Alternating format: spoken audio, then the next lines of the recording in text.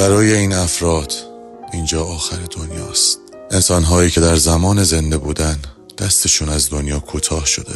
وقتی این بندگان خدا درد و عفونت دارند، دیگر هیچ پول و خیراتی نمیتواند به دادشان برسد، چون کسی حاضر نیست این افراد را در داخل مطب خود پذیرا باشد، چون کثیفند، چون کنترلی روی اعصابشان ندارند. هر دردی رو میتونن تحمل کنن الا درد زندگی. خیرات به روش پول خوب است، ولی پول باید به چه کسی برسد تا خدمات ارائه دهد؟ وقتی بعضی ها حاضر نیستن حتی به این فرشتگان خدا دست بزنن، کسانی که دنیایشان خلاصه شده به یک سالن و یک اتاق.